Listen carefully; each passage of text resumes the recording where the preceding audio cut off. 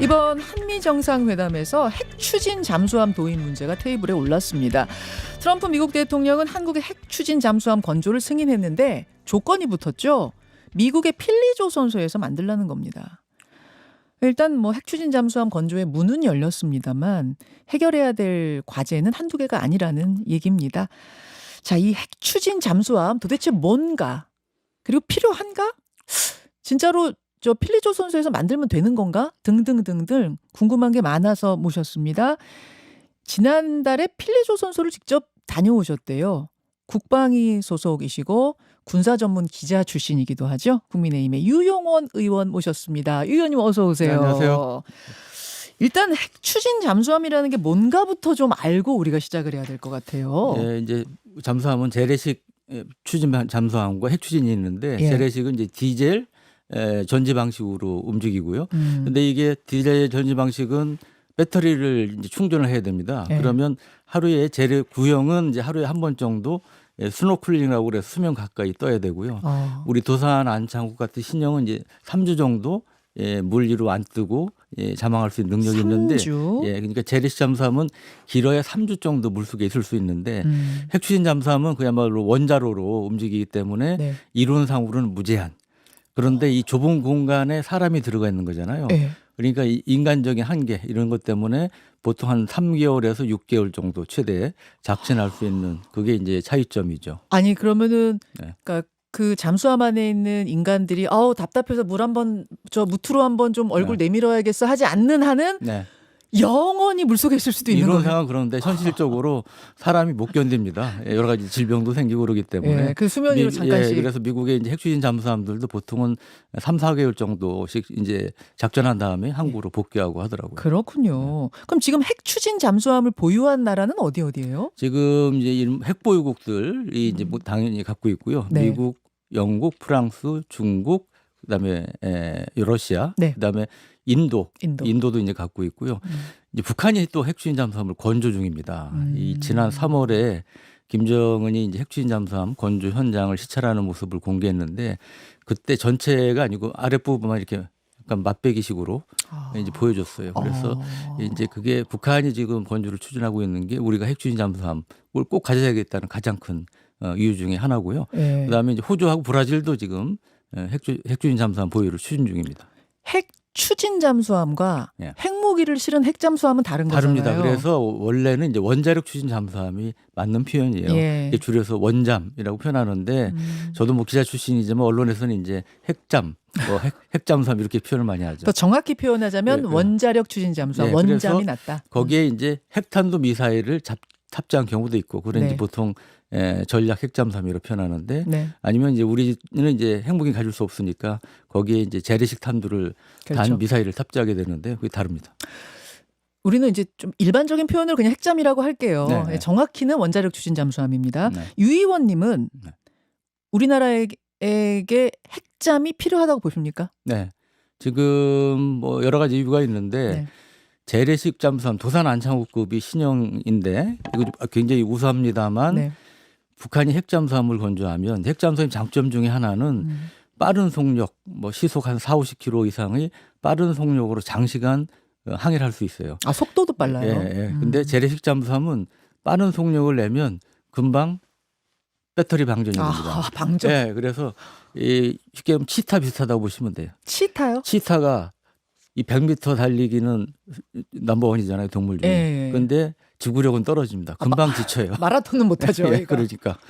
그래서 그런 면에서 차이가 많이 나기 때문에 특히 북한이 핵잠수함 건조하면 결국 우리가 핵잠수함을 보내서 북한에 뭐 배치가 된 심포항 인근에 매복하고 있다가 대응을 한다든지 아니면 북한 핵잠수함이 빨리 움직이면 그걸 쫓아가야 되는데 지금 재래식 잠수함으로 안 됩니다. 그렇군요. 네. 그래서 지금 꼭 필요한 상황이 됐습니다. 꼭 필요하다라고 보신다는 말씀. 그럼 우리나라가 독자적으로 건조할 기술은 됩니까? 네, 우리가 이제 90년대 중반부터 사실은 계속 이제 비밀 사업으로 이제 추진을 해왔습니다. 그러니까 실제로 기사도 뭐 나왔습니다만 30년 정도 우리가 노력을 해왔고요.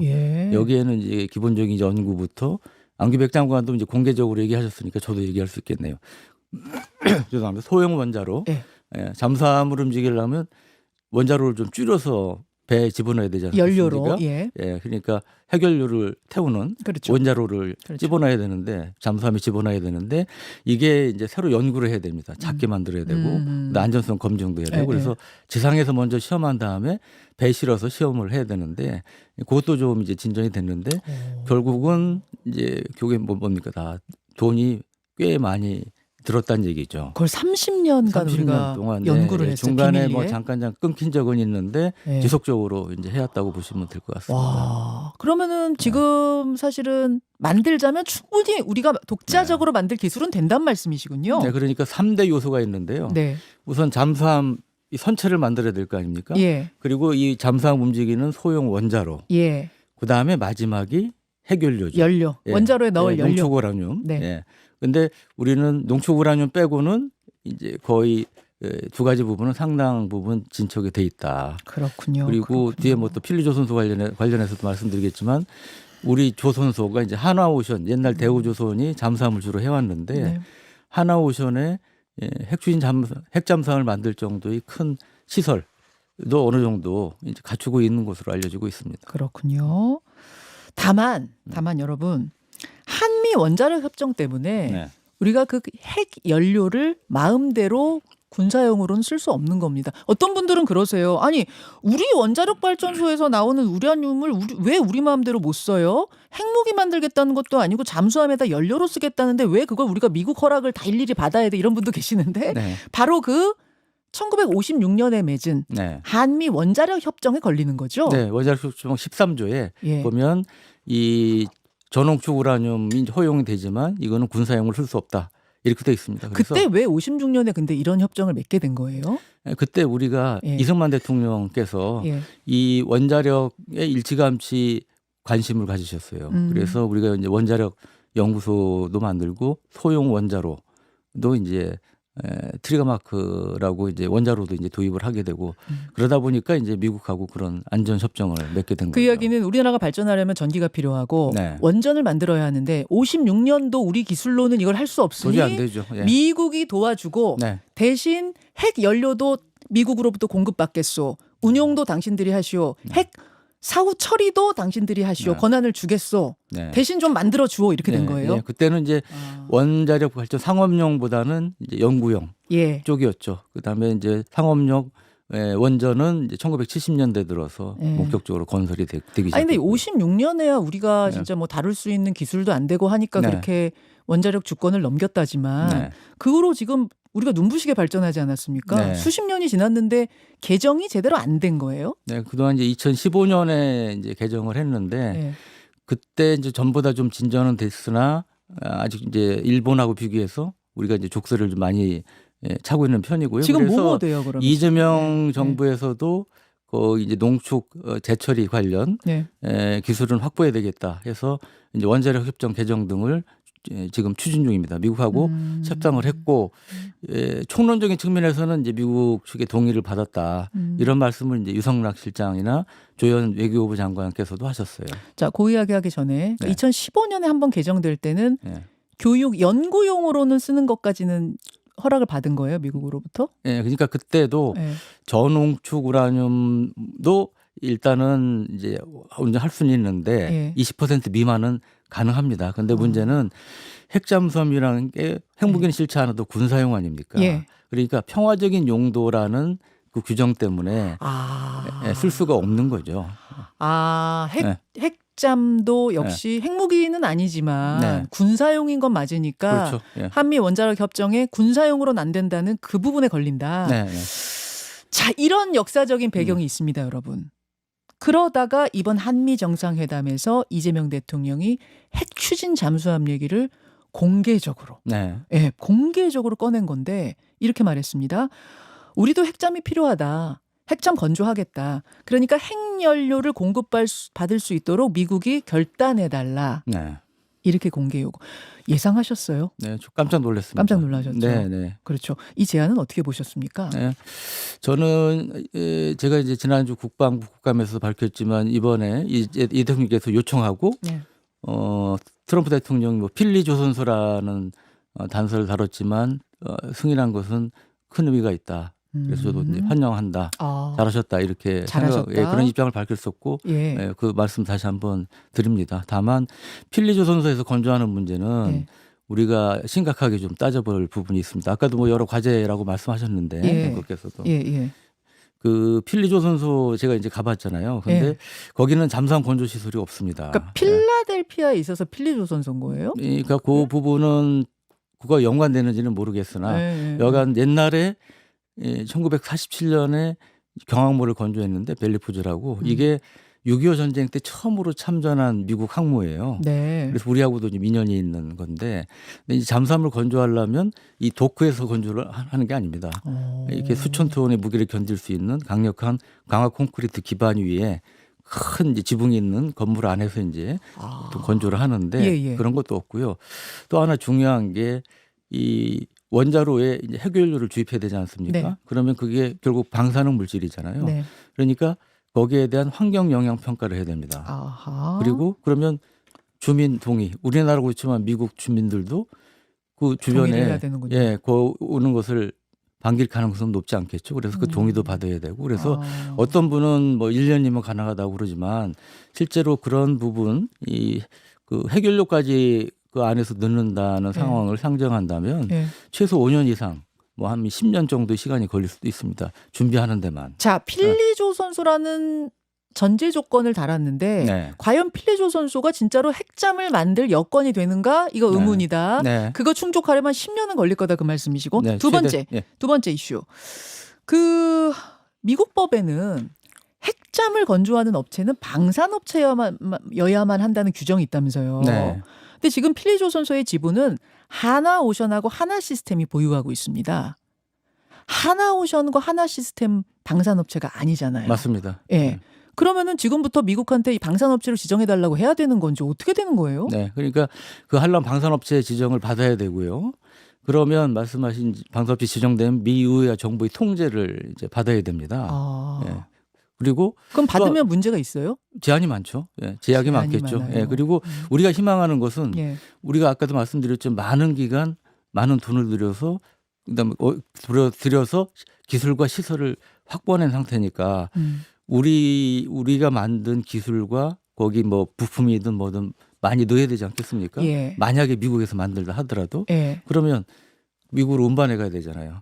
그게 다 또 시간과 돈이 드는 거죠. 이왕이면 우리 기술력으로 우리 사람들이 만들어야지 이게 우리께 되는데 두고두고 우리의 기술력이 되는데 미국에서 만들면 미국 사람들, 미국 노동자들이 거기 들어가게 될 거고 부품도 한국에서 다 실어 나를 수 없으니 미국 걸 또 써야 될 거고 기반 자체를 미국에다가 만들어 놓는 셈이 되니까 여러 가지로 좀 득이 안 될 수 있군요. 우리한테 전혀 득이 아니죠. 그리고 게다가 미국 정부 통제도 받고. 그리고 일부에서는 이제 호주가 보면 미국의 버지니아급이라는 걸 아예 수입을 해서 하는 형태로 도입을 하는데 그럴 경우 이 버지니아급은 우리가 구상하고 있는 잠수함이 한 2조 2천억에 3조 됩니다. 한 척에. 버지니아급은 40억 달러예요. 5조가 넘어요. 한 척에. 5조요? 5조가 넘습니다. 엄청나네요. 그래서 그리고 또 하나 일부에서는 우리가 이제 20% 미만의 전홍축 우라늄을 상정한 핵추진 잠수함을 연구해 왔는데 미국 기준이면 95% 이상의 고농축 우라늄을 씁니다. 그런데 그러면 만약에 미국의 95% 고농축 우라늄을 주더라도 소형 원자로를 다시 설계해야 되는 문제가 있습니다. 그렇기 때문에 그것도 복잡하고 그래서 요지는 핵심은 이 국내 건조를 해야 된다. 그래서 트럼프 대통령과 미국을 설득을 해야 된다고 봅니다. 그리고 그것이 이제 그 마스가에도 도움된다 하는 식으로 우리가 치밀한 논리를 만들어서 미국을 설득하는 게 중요하다. 사실은 이재명 대통령이 제안할 때도 핵연료 공급을 좀 해달라 이랬지. 그렇죠.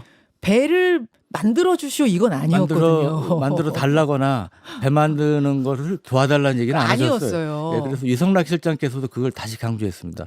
우리가 승인을 받은 부분은 핵연료 부분이다.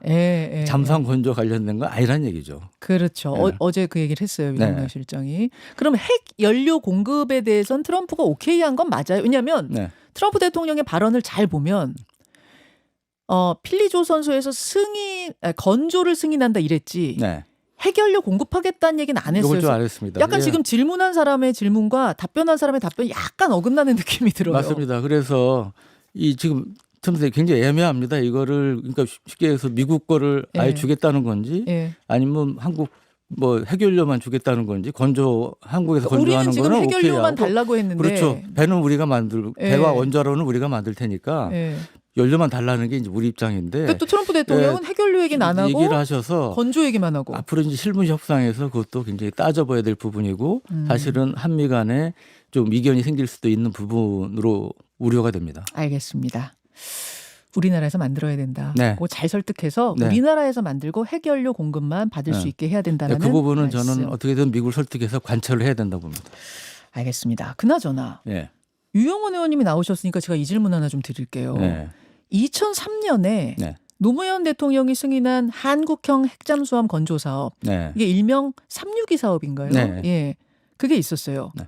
당시 이 사업이 무산된 게 조선일보 유영원 기자 때문이었다. 네, 그 유 네. 의원님 때문이었다라는 비판도 있더라고요. 네, 네, 맞습니다. 요거 어떻게 된 겁니까? 그 이제 2004년 1월이고요. 그러니까 2004 년입니까? 4년 예. 1월 일인데 그때 뭐 일부에서 그래서 뭐 엠바고 깨고 미국으로 도망갔다 뭐 이런 얘기까지 지금도 이제 맞아요. 댓글이 예. 뭐 달리더라고요. 근데 예. 그때 엠바고가 아니었고 제가 취재를 해서 쓴 거고요. 음. 그 이유는 이 핵잠수함 관련해서 군 내부에서도 좀 이른바 수상한파와 잠수함파가 좀 입장 차이가 있었고요. 아. 그래서 이걸 이제 기사화해서 공론화하는 게 추진 동력을 확보할 수 있겠다 판단해서 썼던 건데 그 뒤에 이제 제 의도와는 다른 이제 파문이 일었고 그 부분에 대해서는 이미 몇 차례 말씀드렸지만 이 자리에서 다시 한번 송구하다는 말씀을 드립니다. 근데 그 뒤에 제가 무한 책임감을 갖고 핵잠수함 관련 세미나라든지 뭐 스티커도 만들어서 배포하고 기자 시절에 캠페인을 했었고